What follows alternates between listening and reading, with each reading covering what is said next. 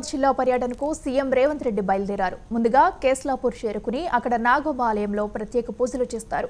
అక్కడి నుంచి రోడ్డు మార్గంలో ఇంద్రవెల్లికి చేరుకుంటారు. అక్కడ సాయంత్రం 4 గంటలకు జరిగే సభలో రేవంత్ రెడ్డి మాట్లాడతారు. సభ నుంచి ఎన్నికల శంఖారావం పూరిస్తారు.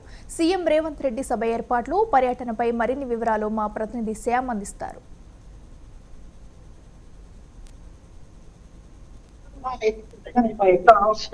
రేవంత్ రెడ్డి ముఖ్యమంత్రిగా ప్రమాణం చేసిన తర్వాత మొట్టమొదటిసారిగా ఇంటర్వ్యూలో నిర్వహిస్తున్న భారీ బహిరంగ సభలో రేవంత్ రెడ్డి పాల్గొన్నారు. ఇంతకుముందు 2001లో కూడా రేవంత్ రెడ్డి టీపీ ప్రెసిడెంట్ గా ఇంటర్వ్యూలో మొట్టమొదటి సభను ఏర్పాటు చేశారు. ఇక్కడ మొట్టమొదటి సభ ఏర్పాటు చేసిన తర్వాత ఇక్కడ నుండి అసెంబ్లీకి వెళ్లారు. అసెంబ్లీ నుండి ముఖ్యమంత్రి రేవంత్ రెడ్డి అయ్యారు. ఆ తర్వాత మొట్టమొదటి రేవంత్ రెడ్డిగా అధికారికంగా ముఖ్యమంత్రి రేవంత్ రెడ్డి అయిన తర్వాత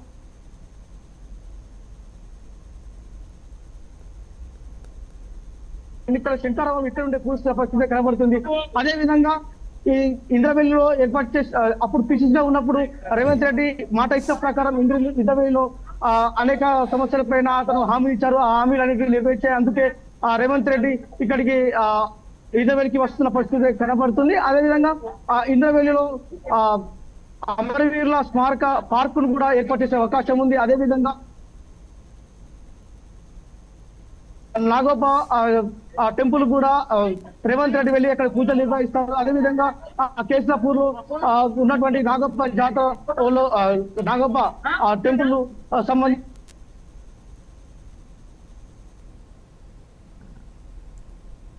మనము ఇంటర్వ్యూలో ఉన్నటువంటి సభ ప్రాంగణంలో ఉన్నాం. ఇక్కడ కొంతమంది నాయకులు ఉన్నారు. మరి అడిగి మరికొన్ని విషయాలు తెలుసుకున్నాం. చెప్పండి, రేవంత్ రెడ్డి మొట్టమొదటిసారిగా ముఖ్యమంత్రి అయిన తర్వాత మన ఇంటర్వ్యూకి వస్తున్నారు. మీరు ఎట్లా చూస్తున్నారు? చాలా చాలా సంతోషకరమైనటువంటి విషయం. ఎందుకంటే ఆదిలాబాద్ జిల్లా అంటే వెనుకబడినటువంటి జిల్లా. ఎస్సీ, ఎస్టీ, బీసీ, ఓబీసీ మైనారిటీలు అందరూ కూడా ఇక్కడ నివసిస్తున్నటువంటి జిల్లా. చాలా పేదలు నివసిస్తున్నటువంటి జిల్లా కాబట్టి అప్పుడు తన ఇక్కడ భూమి భుక్తి విముక్తి కొరకు ఈ వారి యొక్క రక్తంతో ఈ భూమి తప్పినటువంటి గడ్డ పైన మరో జాలియాను వాలీబాగు తలపించేటువంటి ఒక గడ్డ పైన ఆ రోజు మరి ఇక్కడ నుంచే లక్ష మందితో మరి సభని ఏర్పరచుకోవడం జరిగింది.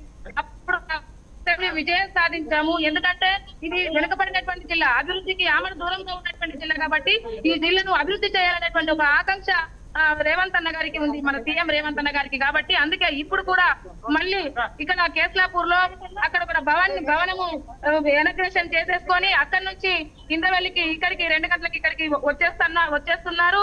1,00,000 జనాలతో సంపన్న వర్గాలు కూడా ఇక్కడికి వచ్చి ఈ సభను విజయవంతం చేయబోతున్నారు. ఎందుకంటే ఇక్కడ ప్రాణాలు అర్పించారు కాబట్టి అందుకనే భూమి విముక్తి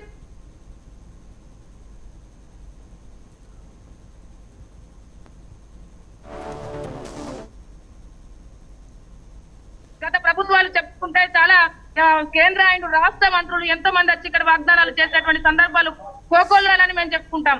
ఎందుకంటే వాగ్దానాలు ఇచ్చిపోయారు కానీ ఎవరు కూడా వచ్చి ఇక్కడ ఏం చేయలేకపోయారు. కానీ ఇప్పుడు కాంగ్రెస్ పార్టీ ఎవరైతే మా రేవంత్ అన్న ఉన్నారో, సీఎం రేవంత్ అన్న గారు ఈ రోజు ఇక్కడ స్మృతి వనాన్ని కూడా ఇనాగ్రేషన్ చేయబోతున్నారు. చాలా సంతోషకరమైనటువంటి విషయం.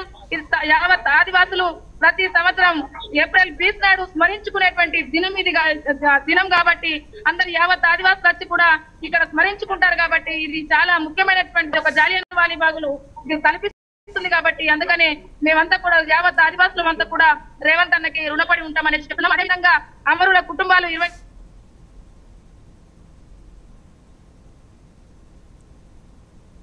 అది గవర్నమెంట్ లెక్కల ప్రకారము అది ఇంకా జనంలోకి పోతే మా లెక్కల ప్రకారం అయితే 113 మంది చనిపోయారు. చెట్టుకొకరు, గుట్టకొకరు, వాగులొకరు, వంకలొకరు ఇలా చనిపోయి ఏప్రిల్ 20 వచ్చిందంటే గదగద వణికిపోతాయి ఇప్పుడు కూడా మా చుట్టుపక్కల ఉన్నటువంటి గ్రామాలు. అందుకని ఇక్కడ కనీసం ఈ ప్రభుత్వం గుర్తించినటువంటివి అవైన వాళ్లకు కంపల్సరీ భూమి వాళ్లకు ఎక్కువ ఆర్థిక సాయము ఈ రోజు అందిస్తున్నారు. చాలా సంతోషకరమైనటువంటి విషయం. చెప్పండి, ఇప్పుడు కాంగ్రెస్ గవర్నమెంట్ 6 గ్యారెంటీలో 2 గ్యారెంటీ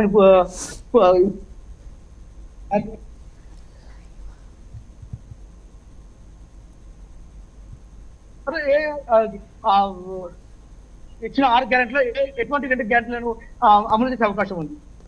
తప్పకుండా 100 రోజులలో. ఎందుకంటే గత ప్రభుత్వం ఏం చేస్తుందంటే అప్పుల పాలు చేసిపోయింది. ఇప్పటికిప్పుడే 6 గ్యారెంటీలు అమలు కావాలంటే చాలా కష్టంగా ఉంది. ప్రభుత్వం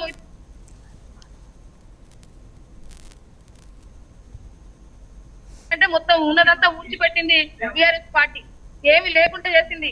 అందుకనే కంపల్సరీ తప్పకుండా 2 గ్యారెంటీలు ఇక్కడ అనౌన్స్ చేయడానికి రేవంత్ అన్న సిద్ధంగా ఉన్నారు.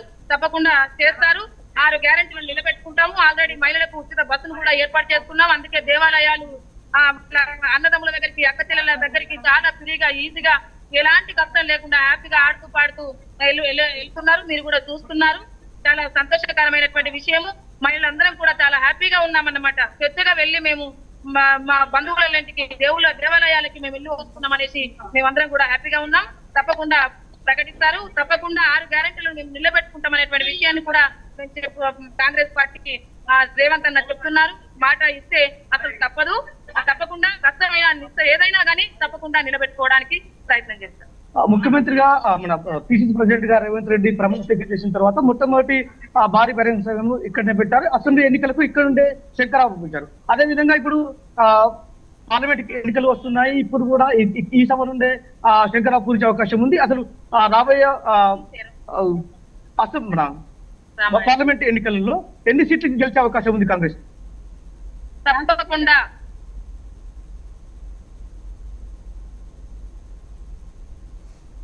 ప్రభుత్వం కాంగ్రెసే, రాష్ట్ర ప్రభుత్వం కూడా కాంగ్రెసే. భారతదేశం అభివృద్ధి జరగాలంటే 2 కూడా కాంగ్రెస్ పార్టీ తప్పకుండా సాధిస్తుంది. ఎన్నైతే మేము 17 సీట్లు కంపల్సరీ కూడా మేము గెలుచుకోగలుగుతాము. కేంద్రంలో మా ప్రభుత్వం ఏర్పడుతుంది. రాహుల్ గాంధీ ప్రధానమంత్రి అవుతారు. ఎందుకంటే ఇది అమరులు అంటే భూమి భుక్తి విముక్తి వీళ్ళ శ్రమ ఉంది ఇక్కడ. ఈ భూమిని రక్తంతో తడిపారు కాబట్టి ఆనాడు రేవంత్ అన్న కూడా టిపిసిసిలో ఉన్నప్పుడు రేవంత్ అన్న కూడా ఇక్కడ నుంచే సభను స్టార్ట్ చేశారు. ఎందుకంటే ఇది నిజమైనటువంటి పోరాటం కాబట్టి, మేము చేసేది కూడా నిజమైనటువంటి పోరాటం కాబట్టి ఈ పోరాట గడ్డ నుంచే స్టార్ట్ చేస్తామనేసి 1,00,000 మందితో ఆనాడు పోరాటం స్టార్ట్ చేస్తే ఈ రోజు రాష్ట్ర ప్రభుత్వం ఏర్పడింది.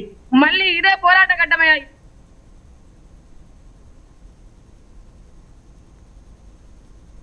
చేస్తున్నాం. రాబోయే పార్లమెంట్ ఎన్నికలలో కంపల్సరీ సీఎం రేవంత్ రెడ్డి మన స్టేట్ నుండి 15 సీట్లు అయితే కేంద్రానికి అందించే అవకాశం ఉంది. రాబోయే కాలంలో కేంద్రంలో కూడా కాంగ్రెస్ గవర్నమెంట్ ఫామ్ అవుతుంది. అదేవిధంగా ఒక సెంటిమెంట్ గడ్డ, ఈ సెంటిమెంట్ గడ్డ ఇంతకుముందు పిసిసిగా ఉన్నప్పుడు రేవంత్ రెడ్డి ఇదే సభ నుండి మొట్టమొదటి భారీ బహిరంగ సభను ఏర్పాటు చేశారు. అదేవిధంగా ముఖ్యమంత్రి అయిన తర్వాత కూడా ఇదే సభ నుండి అయితే మరి సాయంత్రం సభలో కూడా సీఎం రేవంత్ రెడ్డి ప్రసంగించబోతున్నారు. మరి ఈ సభకు సంబంధించి ఏర్పాట్లు ఎలా పూర్తి చేశారు? అలాగే ముఖ్య నాయకులు ఎవరెవరు ఈ సభకు హాజరు కాబోతున్నారు? మొత్తం మీద ఈ సభకు సంబంధించిన ఏర్పాట్లన్నింటినీ ఆదిలాబాద్ జిల్లా, ఉమ్మడి జిల్లా ఇన్ఛార్జ్ అయినటువంటి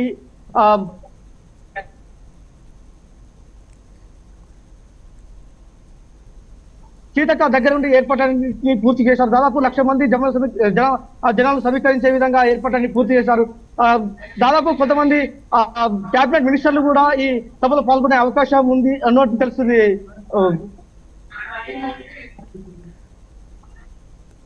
ఓకే శ్యామ్, అయితే మరి దీనికి సంబంధించి ఎవరెవరు ముఖ్య నాయకులు హాజరవుతున్నారు? ఈ సభకు దాదాపు ఇక్కడ లోకల్ లీడర్లతో పాటు కొంతమంది క్యాబినెట్ మినిస్టర్లు, అదేవిధంగా క్యాబినెట్ మినిస్టర్లు కూడా వచ్చే అవకాశం ఉన్నట్టు తెలుస్తుంది. Okay right Shyam, thank you.